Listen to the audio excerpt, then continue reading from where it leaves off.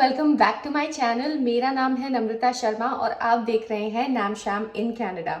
आज मैं आपके लिए एक बहुत ही स्पेशल वीडियो लेके आई हूँ जिसमें मैं आपको बताने वाली हूँ कि मेरे कनाडा में 2 महीने कैसे गुजरे। जी हाँ, मैं कनाडा में 2 महीने पूरे कर चुकी हूँ। इनफैक्ट 2 महीने से ज़्यादा ही हो गए हैं, लेकिन मैं आपको देने वाली हूँ अपडेट कि मेरे 2 महीने कनाडा में कैसे गुजरे।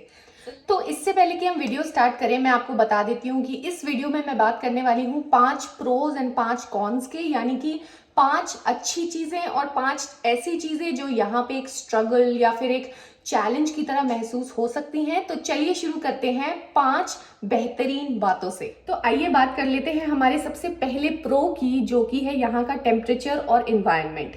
अब इन्वायरमेंट की अगर बात करें तो यहाँ का पानी और हवा बहुत बहुत साफ होते हैं।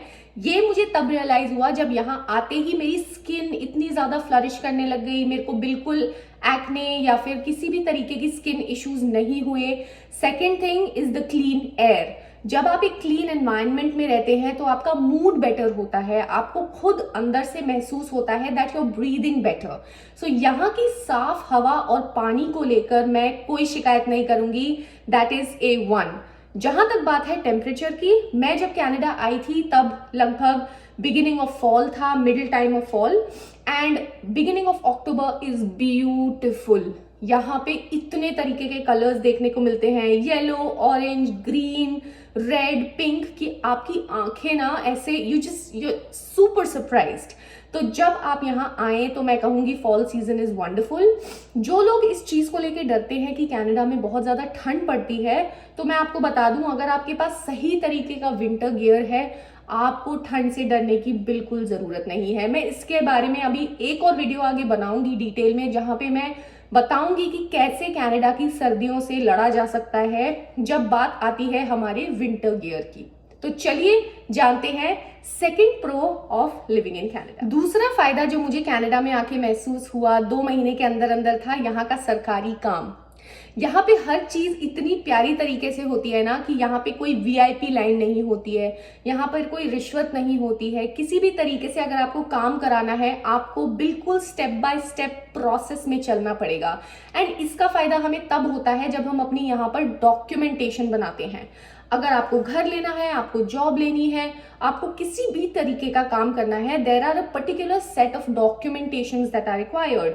Your SIN number, your driving licence, your health card, your PR card, ये सारी चीजें हर इंसान के पास होती हैं। एंड जब मैं कनाडा आई तो मुझे ये सारी डॉक्यूमेंटेशंस बनवाने में जरा सी भी दिक्कत नहीं हुई। The process is very clear, it's worry step by step arranged. And चाहे इंसान कितना भी कम पढ़ा लिखा हो या कितना भी ज्यादा पढ़ा लिखा हो, उनको ये काम करवाने में बिल्कुल दिक्कत नहीं होती है। तो क्योंकि यहाँ का सिस्टम इतना वेल अरेंज्ड है, मेरे लिए ये थम्स अप है। बिकॉज जो एक नया इमिग्रेंट यहाँ आता है, उसके लिए सबसे बड़ी टेंशन उसकी डॉक्यूमेंटेशन होती है। एंड कनाडा गवर्नमेंट ने इस काम को बहुत बहुत आसान कर दिया, तो मेरी तरफ से उसको मिलता है अ बिग थम्स अप। अब बात कर लेते हैं एक बहुत ही इंपॉर्टेंट पॉइंट की, जो है जॉब एंड अकोमोडेशन। अब माना कि ये बाकी लोगों को एक कौन लग सकता है, लेकिन मेरे लिए ये एक प्रो है, specially from a students perspective. जो लोग यहाँ पे स्टूडेंट्स बन के आते हैं, उनके लिए जॉब मिलना बिल्कुल भी मुश्किल नहीं है। यहाँ पे जॉब्स हैं इन अबंडेंस, लेकिन आपको सही जगह सही इंसान के साथ कनेक्ट होना बहुत जरूरी है। जहां तक बात है अकोमोडेशन की, अगर आप अपने किसी भी बजट में किसी भी एरिया में घर ढूंढना चाहेंगे, तो there are endless listings on different kinds of website, जिसके बारे में मैंने पहले अपनी वीडियोस में बात की है। अगर आपने वो वीडियोस नहीं देखी हैं, then do go check it out. तो जब हम बात करते हैं यहाँ जॉब्स एंड अकोमोडेशन की, तो अबंडेंस में जॉब्स हैं, अबंडेंस में घरों की लिस्टिंग्स है। You just need to know the right place and to be connected with the right person. तो जो लोग अभी इस चीज को लेके स्ट्रेस्ड आउट है, trust me, with time you will realise कि जैसे ही आपको सही ट्रिक पता चलती है, तो वो ट्रिक पकड़ में आने के बाद you can just spot on get the right kind of job and the right kind of accommodation. तो यहाँ पे उस चीज की टेंशन लेने की बिल्कुल भी जरूरत नहीं है। चौथी चीज है यहाँ के लोग और उनकी लैंग्वेज। अब क्योंकि कनाडा एक बहुत ही ज़्यादा इमिग्रेंट बेस्ड कंट्री है, जहाँ पे मैक्सिमम पॉपुलेशन बाकी की कंट्रीज से आते हैं, whether it's Nigeria, China, Pakistan, Afghanistan, Bangladesh, India, I mean Spain, endless. तो यहाँ पे एंडलेस लैंग्वेजेस हैं, कितने भी लोग यहाँ पे हैं जो सारे के सारे एक्चुअल नेटिव इंग्लिश स्पीकर्स नहीं हैं, वो अपनी लैंग्वेजेस में बात करते हैं। एंड इन अ वे ये एक बहुत ही अच्छी चीज़ है, क्योंकि ये एक बहुत ही मल्टी कल्चरल इन्वायरमेंट बन जाता है, जहाँ पे आपके बच्चे या आप ग्रो करते हैं। हर किसी की अलग वैल्यूज, अलग सिस्टम्स होते हैं, and that's why everyone respects another person's space. The best thing about Canada, living in Canada, that I realized within these 2 months is that हर इंसान दूसरे इंसान की बाउंड्री को रिस्पेक्ट करता है। उन्हें अच्छे से पता है कि ये इंसान किसी और कंट्री से आया होगा, इसका कोई और बिलीफ सिस्टम होगा, तो इस वजह से वो हर चीज को लेके आपसे परमिशन लेते हैं। क्या मैं आपसे ये बात कर सकता हूँ, क्या मैं आपका नाम पूछ सकता हूँ? Everyone is super respectful and kind and loving towards other people. यहाँ पे इंसान की रिस्पेक्ट की बहुत कीमत है, और मुझे ये चीज़ A1 लगी, तो इसके लिए मैं फिर से कनाडा को दूंगी full marks. Last and final point जो मैं यहाँ की एडवांटेजेस में आपको काउंट कराऊंगी वो ये है कि यहाँ पे सब कुछ बहुत ज़्यादा सिस्टमेटाइज्ड है। मतलब अगर मैं बात करूँ कचरा डालने से लेकर आपका पासपोर्ट रिन्यू करने तक, छोटे से टास्क से लेकर बड़े टास्क तक अगर मैं बात करूं, हर एक चीज का सिस्टम है। यहाँ पर आपकी बसेस का सिस्टम है, आपका ट्रैश डालने का सिस्टम है, आपकी एजुकेशन का सिस्टम है, जॉब का सिस्टम है, एवरीथिंग हैज अ सिस्टम। मैं लिटरली आपको एक एग्जांपल दे सकती हूँ, मेरे लिए काफ़ी शॉकिंग था। जब मैं यहाँ पे शुरू में आई तो मुझे मेरे जिस घर में मैं रह रही हूँ उन्होंने मुझे बताया कि हर ट्यूसडे को यहाँ पर ट्रक्स आते हैं ट्रैश बिन्स उठाने के लिए। उसके लिए हमें क्या करना है, मंडे को ही अपना सारा ट्रैश अपने रूम से लाकर biodegradable and non biodegradable dustbins में सेपरेट कर देना है। हर ट्यूसडे हर इंसान अपने घर के बाहर जाता है, वो अपने बड़े बड़े डस्टबिन्स को वहां रखता है। एक ट्रक आता है जो कि दोनों डस्टबिन्स को अलग अलग खाली करता है, and then the people take their trash bins back to their homes. ऐसा करने से क्या होता है, आपको सड़क पे भी कूड़ा नहीं दिखता है, हर एक चीज अच्छे से रिसाइकल होती है, या फिर उसका जो भी मल्टीपर्पज करना होता है सरकार को, वो करते हैं। इसके कारण किसी को भी किसी तरीके की इनकन्वीनियंस नहीं होती है, and this is the best example of a system. And ये तो बहुत एक छोटी सी चीज है। इमेजिन कनाडा में ऐसे कितने बड़े बड़े सिस्टम्स हैं जो कि इतने सालों से रन कर रहे हैं for a smoother functioning. So that is one thing actually that I was really appreciative towards when I came to Canada. और ये 2 महीने में मैंने और बहुत सारी ऐसी चीजें देखी हैं कि आप सोच भी नहीं सकते हैं। It's beautiful, it's magical. तो चलिए जी बात कर लेते हैं अब यहाँ की उन चीज़ों के बारे में जो कि मुझे थोड़ी सी कॉम्प्लिकेटेड लगी, थोड़ी सी दुखदाई लगी, या कह सकते हैं कि यहाँ के कुछ डिसएडवांटेजेस भी हो सकते हैं। उसमें से सबसे पहली चीज़ आती है यहाँ के एक्सपेंसेस। अगर आप इस तरीके के इंसान हैं जो कि बहुत ज़्यादा पैसा खर्चा करते हैं, बहुत ज़्यादा फ्री हैंड है आपका, then I would say Canada आने से पहले उस आदत को बदल लीजिए, बिकॉज यहाँ पे हर एक चीज़ बहुत एक्सपेंसिव है। बहुत एक्सपेंसिव तब है जब आप फालतू की शॉपिंग कर रहे हैं, बेफिजूल के कपड़े खरीद रहे हैं in the beginning years, in the beginning months. अगर आपको लगता है वो चीज़ आपकी नीड की नहीं है और आप उसे छोड़ सकते हैं, then try to save more. Expenses यहाँ ज़्यादा हैं, इसलिए जो सेविंग की एक क्वालिटी होनी चाहिए वो आपको ज़रूर रखनी चाहिए। बिकॉज अगर आप इस तरीके के इंसान हैं जो ज़्यादा बाहर खाते हैं, ज़्यादा रेस्टोरेंट्स में खाते हैं, बहुत ज़्यादा शॉपिंग करते हैं जबकि आपको उसकी ज़रूरत नहीं है, then Canada can be a very big struggle for you. And 2 महीने में मैंने अपनी इस क्वालिटी को एक्चुअली परखा है, बिकॉज मैं एक ऐसी इंसान हूँ जो बहुत ज़्यादा सेव करती है, और वो यहाँ पर बहुत ज़्यादा फायदेमंद साबित। तो जी इसी पॉइंट को फॉलो करते हुए मैं एक और चीज़ आपको यहाँ पे बताऊंगी कि कनाडा में डिस्ट्रैक्शंस बहुत होंगी। व्हेन आई से distractions I mean buying costly stuff. सबसे पहली जो चीज़ यहाँ पे लोगों को आते ही लगती है कि हमने आईफोन खरीदना है, हमने गाड़ी खरीदनी है, हमें महंगी महंगी चीज़ें, गैजेट्स, कपड़े, brands, you will find everything here. हमें घूमने जाना है, हमें क्लबिंग जाना है, एंड इन्हीं डिस्ट्रैक्शंस की वजह से बहुत जल्दी आप अपनी सेविंग्स को एग्जॉस्ट कर देते हैं। आप क्वालिटी चीज़ें देखने की बजाय इन चीज़ों की तरफ ज़्यादा झुकाव हो जाता है and later on you realise that आपने कनाडा आते ही अपना काफ़ी टाइम इन चीज़ों में वेस्ट कर दिया। ट्रस्ट मी, जब आप एक नई कंट्री में आते हैं, आपको वो फ्रीडम मिलती है, तो ये सब बहुत अच्छा लगता है, मुझे भी अच्छा लगता है। But the point is you need to understand how important your time is.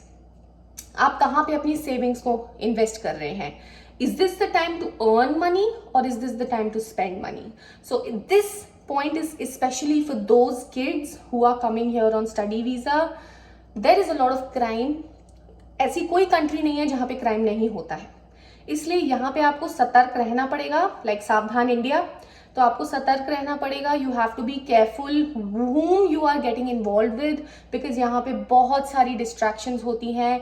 Lately काफ़ी हेट क्राइम भी बढ़ गया है, बट मैं उस बारे में बात नहीं करूँगी।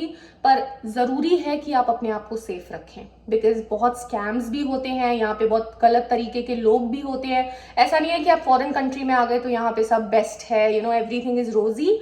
Definitely it will look rosy, but ultimately there is also a lot of bad things happening in the background, so you have to be very very careful about these things. अब जी इस point के बारे में तो ना हर YouTuber, हर इंसान ज़रूर बात करता है कि जब आप कनाडा या किसी भी और कंट्री में जाते हैं अपने घर से बाहर, तो आप अपनी फैमिली को, वहाँ के खाने को बहुत ज़्यादा मिस करते हो, और ये सबसे बड़ा डिसएडवांटेज है। लेकिन मैंने भी ना इस डिसएडवांटेज के अराउंड एक रास्ता निकाल दिया। अगर आप वेजिटेरियन है, जैसे कि मैं प्योर वेजिटेरियन हूँ, तो इट इज़ बेस्ट कि आप सारा रॉ मटेरियल अपना वॉलमार्ट, ग्रोसरी स्टोर्स, मेट्रोज से लेके आएँ और घर पे खाना बनाएं।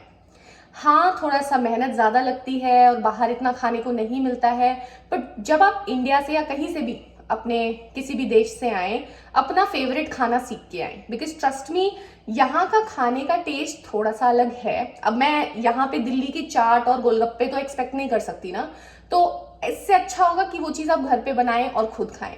तो हाँ, यहाँ की एक बहुत बड़ी डिसएडवांटेज ये भी है that you miss your family.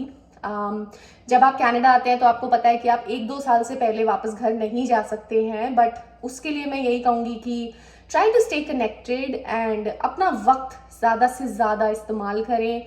खाली ना बैठें, कोई न्यू जॉब ढूंढे, कोई न्यू स्किल ढूंढे, कोई इंटरेस्ट ढूंढे जिससे आपका टाइम ज़्यादा वेस्ट ना हो एंड आप खाली ना बैठें।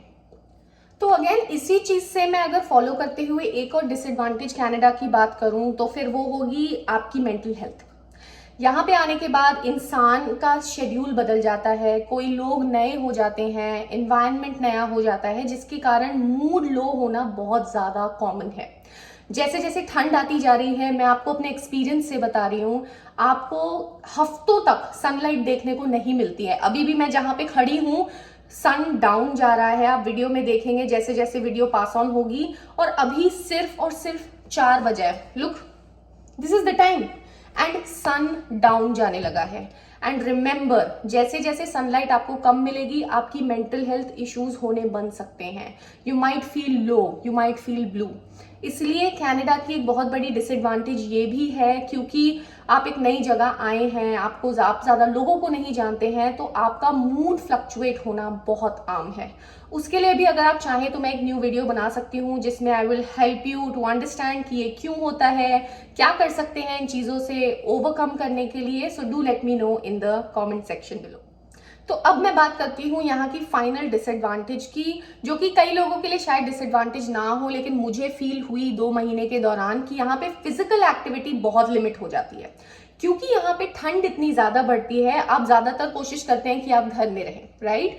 And it gets very difficult to wear all that clothes. अपने बूट्स पहनो, यू नो, तैयार हो और फिर बाहर निकलो, वॉक पे जाओ या रनिंग के लिए जाओ या किसी भी तरीके की फिजिकल एक्टिविटी करो। इसीलिए लोग यहाँ पर जिम बहुत ज़्यादा करते हैं। They have a lot of memberships, but I would just like to tell you, अगर इनिशियल डेज में आपको जिम नहीं मिलता है, जैसे मेरे घर से बहुत दूर है जिम, तो मैं क्या करती हूँ कि मैं घर में कार्डियो करती हूँ। मैं ऑनलाइन यूट्यूब के ऊपर कुछ डांस सेशंस होते हैं जो कार्डियो में आपको हेल्प करते हैं, मैं वो कर लेती हूँ। उसके अलावा मेरे घर में जो मेरी रूममेट है, हम उसके डॉग को घुमाने के लिए कम से कम 2 से 3 बार बाहर जाते हैं। अगर आप वो भी नहीं कर पाते हैं, then just try to do any form of physical activity. वो कुछ भी हो सकता है, you can go for skating. यहाँ पर आइस स्केटिंग बहुत ही कॉमन होती है। आप पार्क ढूंढ सकते हैं जहाँ पे आप बास्केटबॉल खेल सकते हैं। You can go and play badminton. अगर बाहर हवा ज़्यादा चल रही है तो घर में आप बैडमिंटन खेल सकते हैं, अगर आपके पास उतनी जगह है तो। लेकिन यहाँ पर फिजिकल एक्टिविटी करने के लिए आपको खुद से एफर्ट डालना पड़ेगा। अपनी हेल्थ को सही रखने के लिए you will have to make an effort by yourself, and that is the biggest disadvantage, क्योंकि यहाँ पे आपको मोटिवेट करने वाला कोई नहीं है। तो इसी के साथ मैं खत्म करती हूँ आज की वीडियो। देखिए सन भी ढलने लगा है, तो मैं आपसे मिलूंगी अपनी अगली वीडियो में। मेरा नाम है नम्रता शर्मा और आप देख रहे हैं नामश्याम in Canada. Don't forget to subscribe to my channel, because जैसे ही मैं 500 सब्सक्राइबर्स हिट करूंगी मैं अपनी PR स्टोरी आप सबके साथ शेयर करूंगी। Do hit the bell icon ताकि जब भी मैं एक न्यू वीडियो अपलोड करूं आपको उसका नोटिफिकेशन आ जाए। मैं आपको मिलूंगी अपनी अगली वीडियो में, तब तक के लिए बाय बाय।